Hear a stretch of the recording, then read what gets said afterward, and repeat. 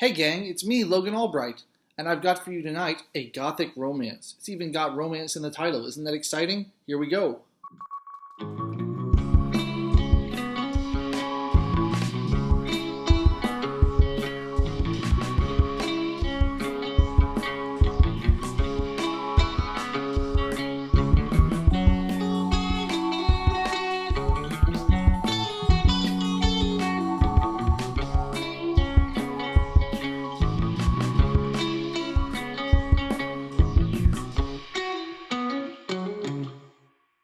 Alright, so tonight I'm reviewing The Romance of the Forest by Ann Radcliffe. This is a 1791 Gothic novel, and the reason I'm posting this so late is I was trying to finish it before I could review it, and so I've spent all day reading it, trying to get to the end of it.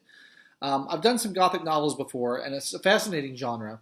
I find, the Gothic novels you typically hear about, Wuthering Heights, Jane Eyre, Northanger Abbey, those sorts of things, they have some of the trademarks of the modern Gothic genre, what you think of now when you think of Gothic or Goth, but they're kind of tame, I find. I've always been disappointed by them. I find there's some atmospheric passages, but overall, they really don't do it for me.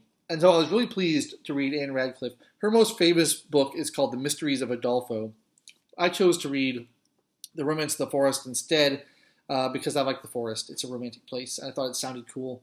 So this is an earlier book of hers. It was her first major success, published in 1791. And this is really sort of the trope maker, the genre setter, I think, for the Gothic romance genre. And all the things are here. You'd almost think it was a modern parody at first, particularly the first book. Because you've got these gloomy, spooky old forests. You've got this ruined abbey where everything takes place. They find a spooky skeleton hidden in a trunk. There's a mysterious manuscript about a prisoner. And there's constant description of these really scary, gloomy, mournful, melancholy places, landscapes, the thoughts of the characters, and I really like that. It really it touches home. It hits home with that Gothic feel. I thought this one did a great job of building that atmosphere in a way that those other more famous titles really didn't do it for me. So the other Gothic novel, of course, that I reviewed on this channel was Matthew Lewis's The Monk, and The Monk's got a lot of grotesque things that happen in it. It's very lurid. It's got to deal with the devil in it and everything, but it didn't have the atmosphere for me that I really look for in something that I consider Gothic. Something, these shadowy, windswept groves and mysterious fogs and clouds and all that kind of atmosphere that you're looking for. So I really like this book for that, particularly in book one.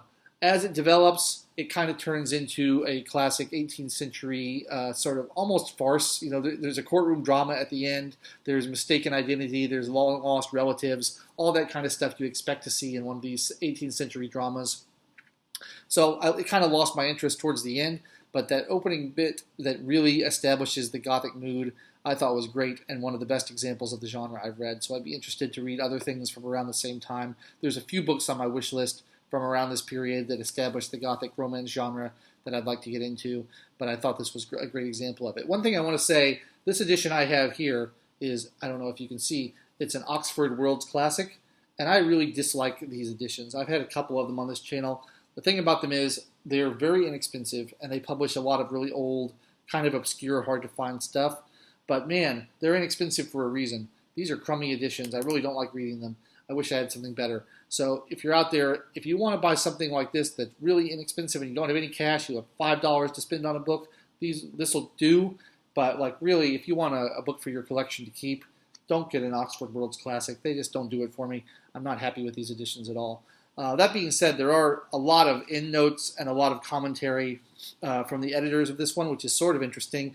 I don't know, I found it a bit tedious. But I guess passages of it are useful if you're into that sort of thing. It's August now. We're going to be coming up into fall pretty soon. And as regular viewers will know, I love kind of, horror and spooky mysteries and things like that.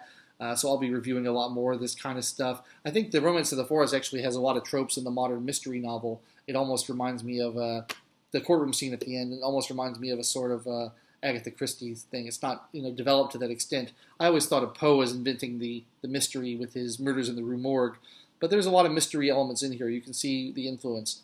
So if you're like me, you like to trace the development of genres over time. You like to see where authors that you like got their influences from, Ann Radcliffe is a real classic. She really influenced a lot of people, and a lot of what we now know as the Gothic genre, got their start from people like her in the 18th century. And so it's pretty interesting to go back to that. Not the easiest read all the times. There's a lot of purple prose in there, a lot of flowery language, a lot of kind of ridiculous, contrived, coincidental plots. But man, if you're just interested in the history of this style, this is a great place to start. I'd be interested in reading her more famous work, The Mysteries of Udolpho, and there's a couple other around there as well. I think Melmoth the Wanderer is a classic one that I haven't yet got a lot around to reading, so look out for that in the future. But that's my review for today. Hope you've enjoyed it. I've been Logan Albright. I'll be back again tomorrow with another book review for your viewing pleasure. Stay cool, everybody.